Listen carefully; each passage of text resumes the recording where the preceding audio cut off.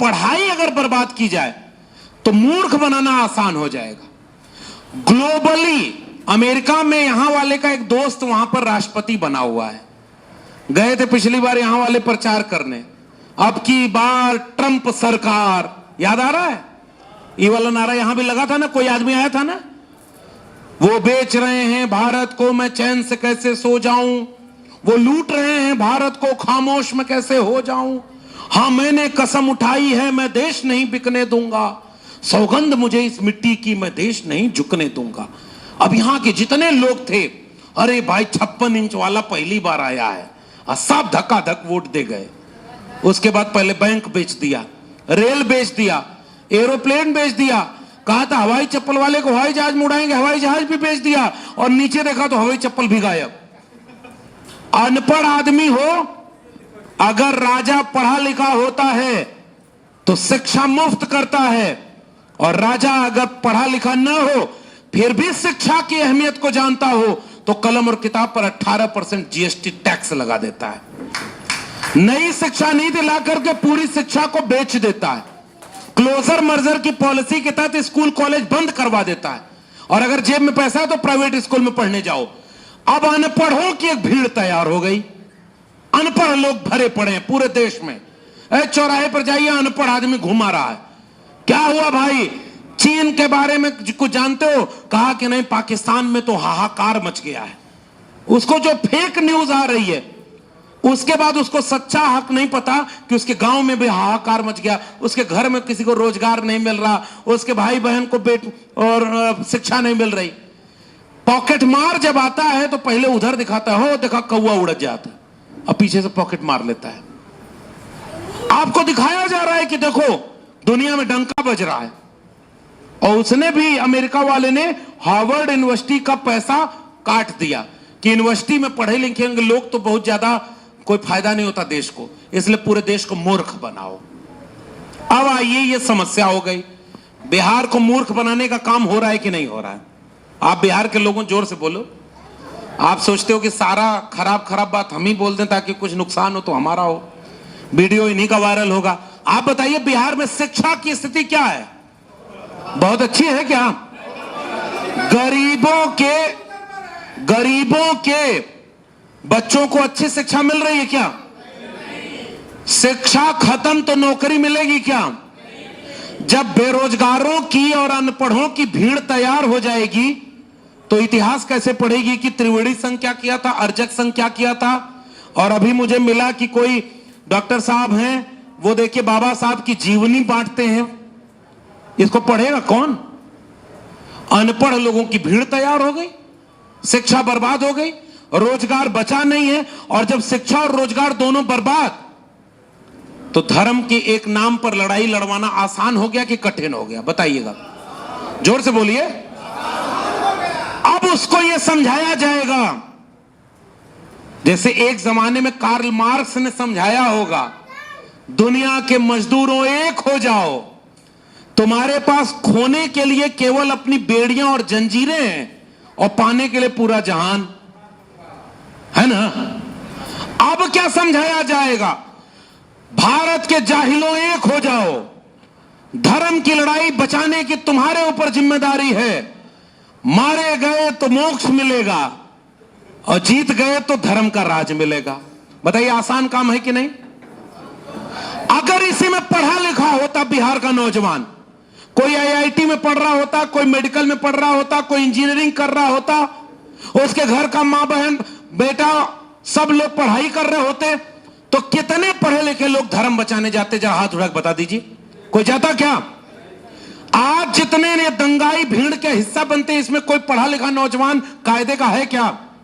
और जितना नेता पूर्णिया के इलाके में जब आते हैं तो वो वाला सांसद याद आता है कि फलाने जिला में रहना है तो हिंदू बनकर रहना होगा। यात्रा निकाल रहा था वो त्रिशूल लेकर के, यहां का बेगूसराय के आसपास का है, नाम लेने की जरूरत का है, उसका नाम ऐसा क्या है कि उसका नाम यहां लिया जाए? यहां तो फूले अम्बेडकर मंडल का ही नाम लिया जाएगा।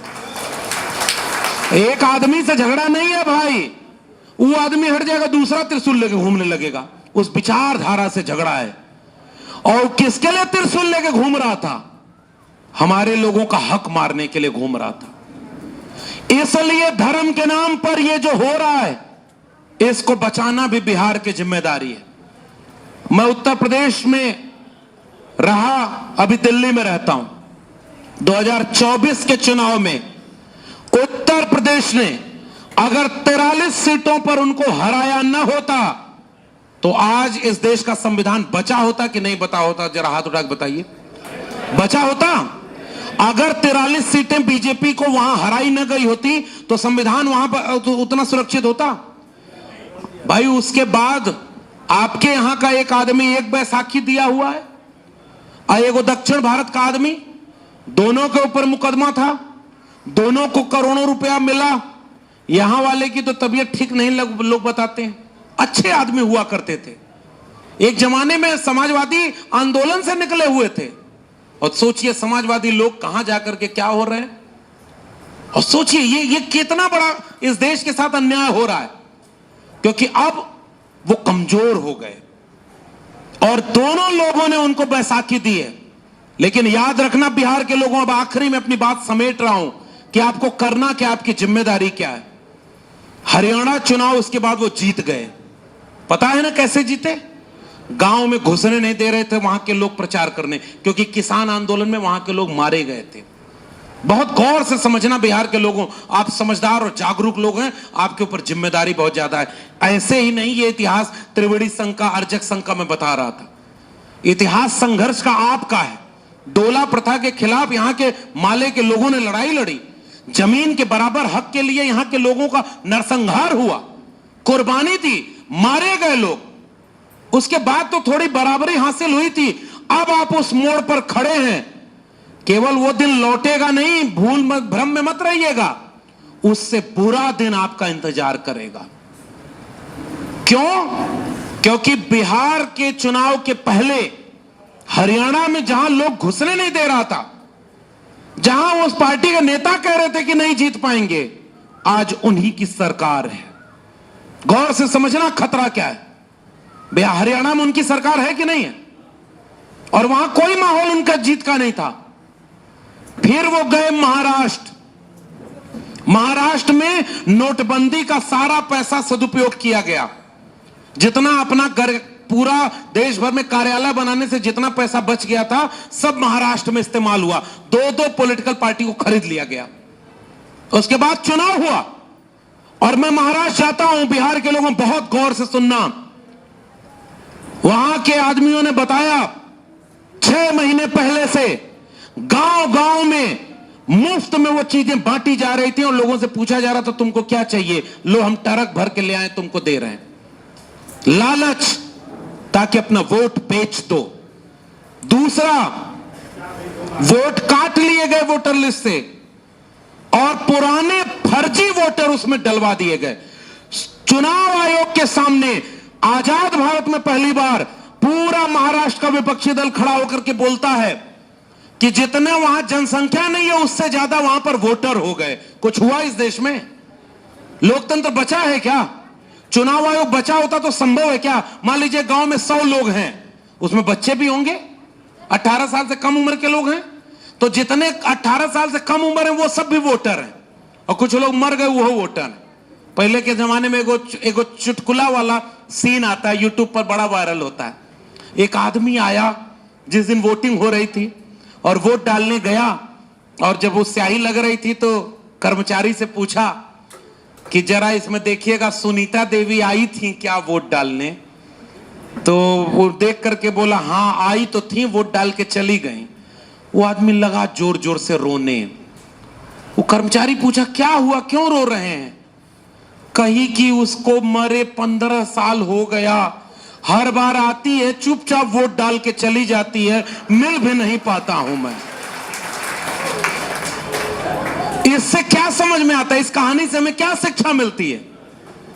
कैसे वोटिंग हो रही है? अरे ये बिहार के लोग हैं, ये तो वो सामंती जगह देखे हुए हैं कि गांव के सड़क पर 2 आदमी लाठी लेकर बैठ जाता था और कोई गरीब कमजोर दलित पिछड़ा वोट नहीं डालने पाता था। सत्यदेव जी बैठे हुए हैं और ये संघर्ष करने वाले नेता हैं। पूछिएगा जरा अपने पुराने गांव में, और हमारे यूपी में भी ये होता था। ये लोकतंत्र तो यहां के समाजवादी अंबेडकरवादी लोगों ने लड़ करके लिया, तब जाके आपको वोट का बराबर का अधिकार वो मिला जो बाबा साहब दे करके गए थे। 1990 के पहले सब लोग बराबरी से वोट नहीं डाल पाते थे। इस किताब में एक चैप्टर पढ़ूंगा मैं, इतनी दूर से इतनी मेहनत से आप आए हैं तो कुछ चीजें तो सुन करके जाइए और जरा इस चैप्टर को सुनिएगा। कर्पूरी ठाकुर को याद कर रहा हूं। कर्पूरी ठाकुर को याद करना क्यों जरूरी है इसको समझिएगा। एक छोटा सा काम कर्पूरी ठाकुर ने आरक्षण लागू किया था। एक नाई का बेटा, पिछड़ी जाति का बेटा बर्दाश्त तो नहीं हुआ और गाली दी गई। आरक्षण कहां से आई? कर्पूरिया की मां, और उसके आगे मैं बोल भी नहीं सकता। एमए बीए पास करेंगे, कर्पूरिया को बांस करेंगे। यह अच्छा नहीं लगता कि अपने पुरखे को जो गाली दी गई उसको मैं दोहराऊं, लेकिन इसलिए कहना चाहता हूं कि नई पीढ़ी को पता ही नहीं, गाली खा के भी जो आपके लिए हक और अधिकार दे गया, उसके सपनों का भारत बनाने की बजाय आप हिंदू राष्ट्र बनाने के लिए उनका साथ दे रहे हो। कर्पूरी ठाकुर ने आरक्षण लागू किया और उसके बाद क्या लिखा है इस किताब में? कर्पूरी मंत्रिमंडल का दूसरा महत्वपूर्ण कदम था प्रदेश में पंचायत चुनाव संपन्न कराना। पंचायत में आरक्षण नहीं था, इसलिए गांव में जिसकी आबादी 5% भी नहीं वही मुखिया होता था। आज मुखिया बदल गए कि नहीं? और क्या लिखा है इस किताब में? 1977-78 का भारत है, बिहार है। व्यापक हिंसा खून खराबे के बीच चुनाव हुआ, लेकिन इस चुनाव का फर्क यह पड़ा क्योंकि आरक्षण लागू हो गया था, पिछड़ी जातियों ने ग्रामीण सत्ता पर उच्च जातियों के परंपरागत वर्चस्व को तोड़ दिया था। 1980 में उस वर्चस्व को तोड़ने में मदद की कर्पूरी ठाकुर ने। उस वर्चस्व को तोड़ने में मदद की किसी जगदेव प्रसाद कुशवाहा ने। उस वर्चस्व को तोड़ने के लिए कोई मंडल बनकर के आया था। उस वर्चस्व को तोड़ने के लिए 1990 का मंडल आंदोलन आया, जब कोई सांप्रदायिकता का रथ रोक रहा था और जिसकी तारीफ सदन में मौजूदा मुख्यमंत्री नीतीश कुमार जी कर रहे थे। आप वो वीडियो देखिए कि नहीं, बिहार के लोगों देखिएगा। पुराने वाले नीतीश कुमार सदन में खड़े होकर कह रहे हैं कि आडवाणी जी और अटल जी से मैं पूछना चाहता हूं कि आप जब दंगा वाला रथ लेकर चले थे तो समस्तीपुर में गरीब का बेटा, कमजोर का बेटा लालू यादव ने आपके रथ को रोक दिया था, तब जाके सांप्रदायिकता का यह रथ रुका हुआ था। और नीतीश कुमार जी पूछ रहे थे कि उसके बाद जब आप अपनी यात्रा शुरू किए तो बनारस से यात्रा शुरू किए, तो ये जो मिसिंग लिंक है समस्तीपुर से बनारस का, वो कब पूरा होगा? अटल जी और आडवाणी जी बताएं। इसके पीछे का भाव क्या था पता है? इस उत्तर भारत में यूपी और बिहार में, यूपी में कोई चौधरी चरण सिंह की विरासत का, मंडल आंदोलन की विरासत का कोई मुलायम सिंह यादव खड़ा था, तो बिहार में उस जमाने का समाजवादी नेताओं की श्रृंखला खड़ी थी जो कर्पूरी ठाकुर और जगदेव बाबू की विरासत को जैसे भी सही आगे बढ़ा रही थी। तो कोई नीतीश कुमार, कोई रामविलास पासवान, गूंजे धरती आसमान रामविलास पासवान, वो सदन में खड़े होकर कह रहे हैं हिंदू धर्म तो, जो तुम हिंदू नाम लेते हो तो फर्जी है। अभी भी कोई कह रहा था, और मैं रेफरेंस लेके कह रहा हूं, अब उन्हीं का बेटा हनुमान बन गया किसी और का। अब कल्पना करिए बिहार के सामने संकट कितना बड़ा है। हनुमान कौन बना है? आपके हमारे बीच का आदमी बना, हमारे परिवार का आदमी, वो हनुमान बन गया। चुनाव आएगा, हनुमान के नाम पर हनुमान की जाति का वोट किधर जाएगा? सोच के बताइए। रामविलास पासवान, शुरू में जो रामविलास पासवान ने जो काम किया था, अब सामाजिक न्याय के लोग उसे आगे कैसे बढ़ा रहे? अब इसके मतलब नीतीश जी जब कमजोर हुए तो उनका अति पिछड़ा वोट कहां जाएगा? क्या वो वक्फ बिल पर आधी रात को कानून पास करके सुप्रीम कोर्ट ने पूछा हिंदू मंदिरों में कितने मुसलमानों को तुमने ट्रस्टी बनाया है, अगर तुम ये नहीं करते हो तो तुम दूसरे धर्म में क्यों घुसपैठ करना चाहते हो? ये तो सुप्रीम कोर्ट ने पूछ दिया। इसका मतलब बिहार के लोगों, आखिरी में संकट कितना गहरा है। संकट इतना गहरा है, 100-150 साल में जो लड़कर हासिल हुआ था, 2025 में वो आपके सामने रेत की तरह है मुट्ठी में। अगर मुट्ठी बंद कर लिया तो रेत बच जाएगी, और अगर मुट्ठी खुली है तो आपका सारा संघर्ष खत्म होने वाला है। और मैं इतना बिहार में इसलिए घूम रहा हूं क्योंकि मेरा स्वार्थ यूपी बचाने का ज्यादा है। बिहार अगर 25 में बचेगा तो 27 में यूपी बच जाएगा। सीधी और सपाट बात कहना चाह रहा हूं। और अगर बिहार और यूपी दंगाइयों की नफरत से बच गया, संविधान को बचा ले गया, अंबेडकर और मंडल के रथ को आगे बढ़ा ले गया, तो उसके कुछ ही दिनों के बाद इस देश से दंगाइयों और नफरतियों को हमेशा के लिए अलविदा कहने की उम्मीद बन जाएगी। इसलिए बिहार के लोगों में आपके सामने खड़ा हूं।